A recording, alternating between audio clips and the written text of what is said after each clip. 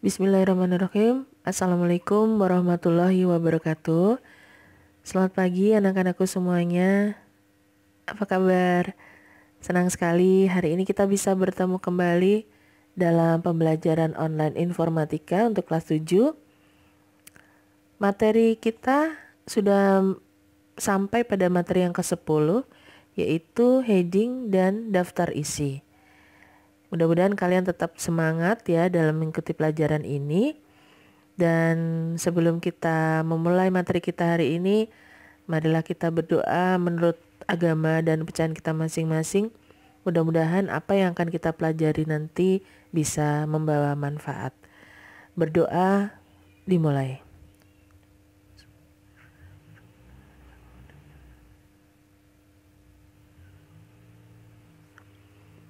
Amin amin ya rabbal alamin. Baik, kita langsung saja ya untuk materi heading dan daftar isi. Kenapa sih materi ini kita jadikan satu? Karena dalam pembuatan daftar isi otomatis ya, kita itu membutuhkan naskah yang sudah diatur headingnya. Jadi heading itu sebetulnya ini ya.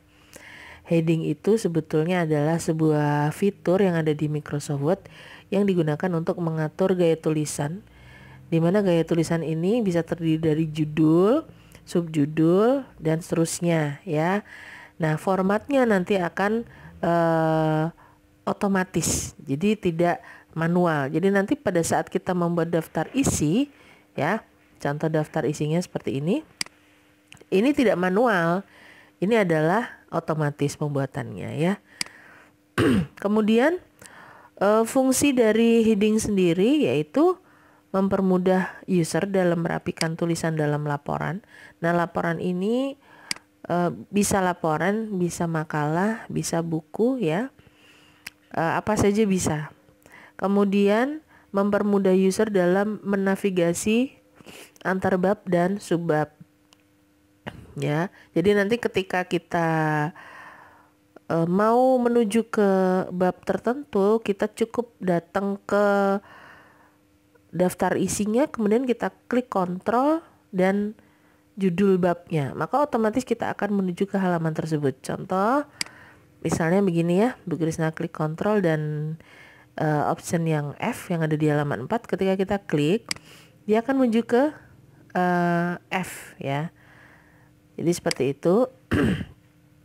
Kemudian mempermudah user dalam membuat daftar isi dan dalam sebuah laporan ya.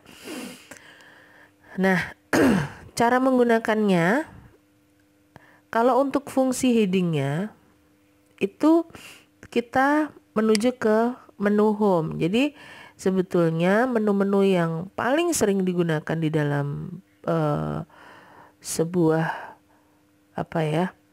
halaman itu biasanya akan diletakkan di menu-menu awal. Jadi heading itu kan paling sering digunakan ya, maka dia pasti ada di menu yang awal gitu.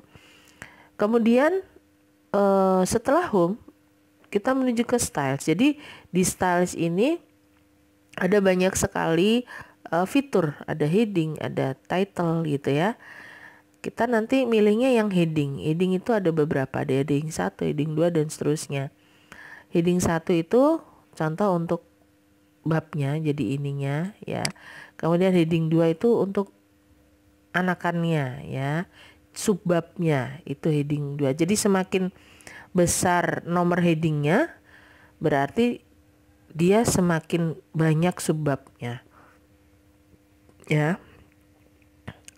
Jadi heading 1 biasanya digunakan untuk membuat judul bab, kemudian heading 2 dan seterusnya digunakan untuk menuliskan subbab yang ada di bawahnya.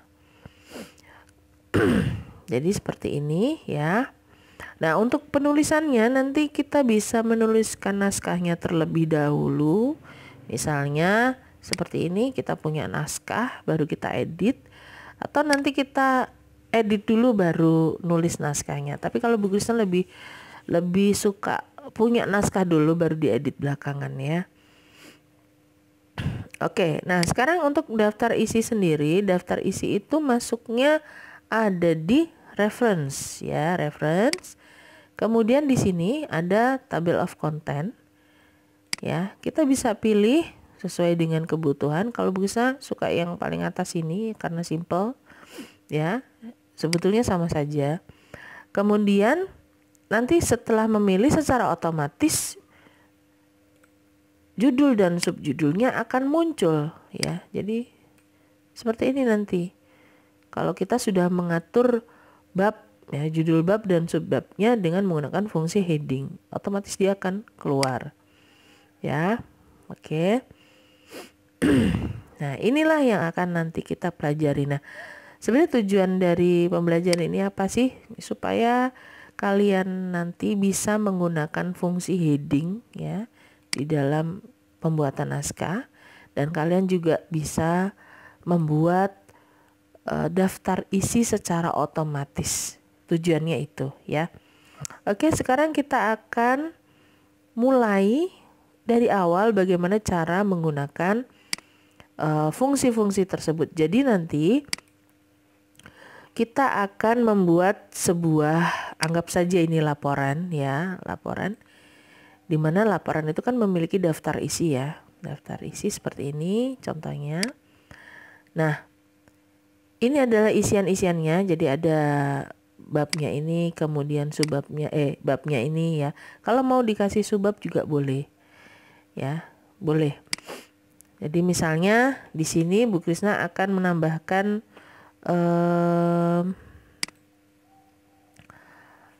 misalnya ini ya, angka 1 subbab 1 gitu ya. Nih subbab 2 misalnya gini.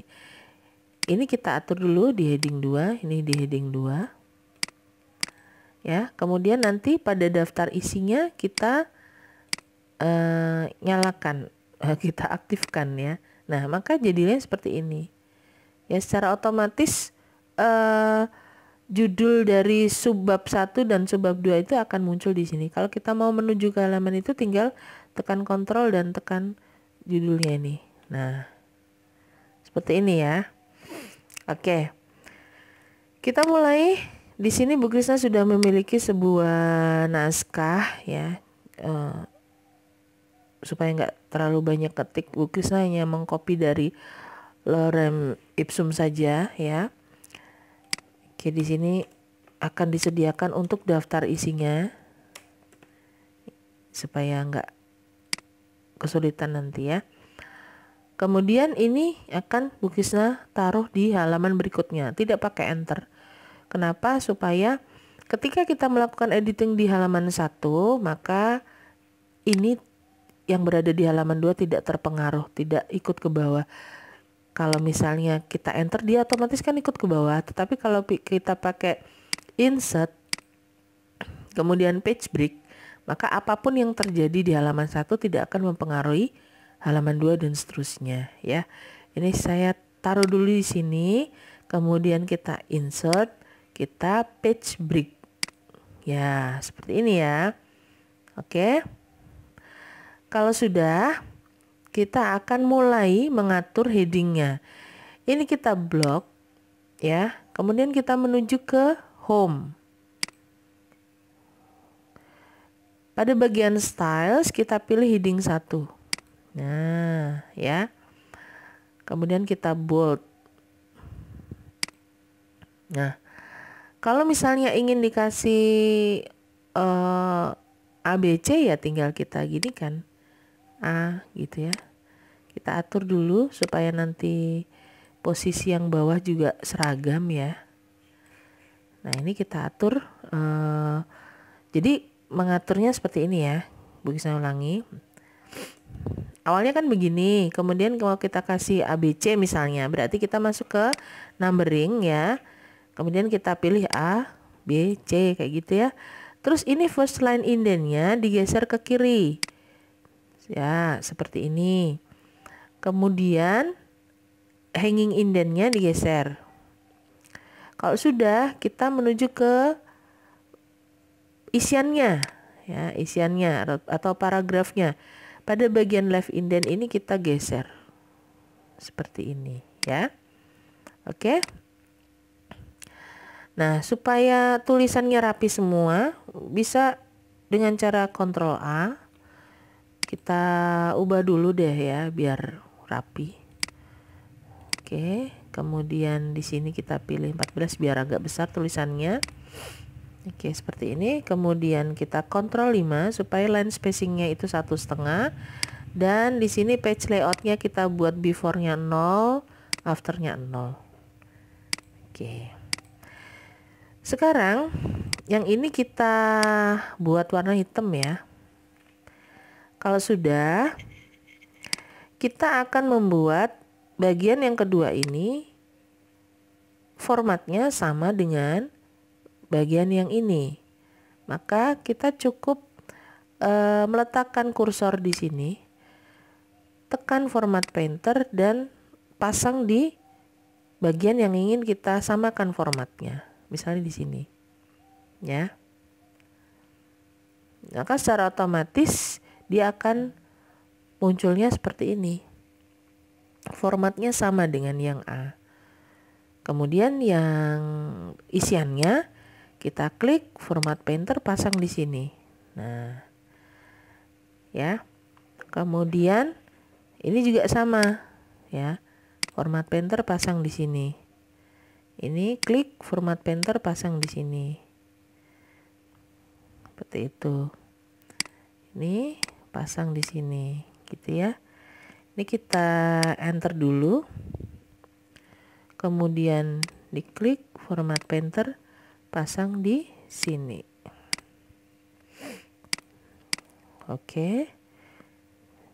Cukup ya. Nah, sekarang ya kelemahannya kalau kita ngedit di awal seperti itu ya. Jadi setelah heading kita harus ngedit lagi. Makanya Bu Kisna lebih seneng kalau ngedit itu di belakangan. Jadi langsung kita Ctrl A saja, kemudian kita kasih warna ini ya, hitam. Kemudian ini kita Ctrl B untuk bold ya. Di blok Ctrl B. Oke. Kalau sudah ya, ini kan sudah selesai. Kita menuju ke daftar isi. Nah, di sini kita masuk ke reference, kemudian table of content. Kita pilih nih, misalnya yang konten ini ya. Klik saja. Maka secara otomatis dia akan muncul. Sudah kita nggak usah ngatur-ngatur lagi. Ya, ini tinggal diganti daftar isi. Kemudian kita blok, kita Ctrl B. Taruh di tengah. Nah, ya, kita Ctrl A lagi, Ctrl 5, page layoutnya pasang di angka 0 dan 0. Oke, nah ini supaya rapi ya, supaya rapi kita bisa mengatur hanging indentnya di sini. Nah, kan lebih rapi. Nah, ini kita hapus. Nah, seperti ini ya. Jadi kalau misalnya Bu Kisna akan melakukan editing di bawahnya. Ini kan tadi halamannya cuma 4 ya, cuma 4. Nih, halaman kita bisa cek di sini ya, halaman 3, kemudian halaman 4. Nah, kalau misalnya Bu Kisna mau mengatur menambahkan contoh, ini Bu Kisna copy. Bisa copy ya. Oke. Kemudian di sini Ctrl V gini ya. Maka daftar isinya nanti otomatis berubah. Caranya kita klik dulu di sini ya, di daftar isinya, update table, kemudian update entire table. Oke. Nah, ini ya, udah berubah semua. Tinggal kita atur di sininya supaya urutannya sama posisinya. Udah jadi ya. Jadi apapun yang kita lakukan pada naskah secara otomatis akan tersimpan di daftar isi. Kita tinggal mengaktifkannya saja. Kalau mau ngecek misalnya apa benar sih yang opsi F ini ada di halaman 4, kita tinggal kontrol, kemudian tekan judul yang akan dicek ya. Nah, secara otomatis kita sudah masuk ke judul yang tadi kita klik gitu. Dia ada di halaman 4 dari 6 halaman ya. Jadi semudah itu untuk menggunakan heading dan daftar isi. Bagaimana jika kita tidak mengatur ini menjadi sebuah heading, maka kita tidak bisa membuat daftar isi secara otomatis. Berarti kita nanti daftar isinya manual. Jadi ini kemudian kita kasih titik-titik, halaman 2, halaman 3, dan seterusnya. Nah, konsekuensinya apa? Berarti ketika kita melakukan editing pada naskah, ya misalnya B ini ada di halaman 3 misalnya, ya berubah tempat. Maka pada daftar isi ini juga kita harus mengganti dengan halaman 3 gitu. Tapi kalau semuanya di heading ya, secara otomatis daftar isinya akan bisa berubah sesuai dengan editing naskah yang terakhir. Oke, itu untuk materi kita hari ini ya. Mudah-mudahan kalian bisa memahami. Untuk tugas kalian simpel saja nanti tugasnya.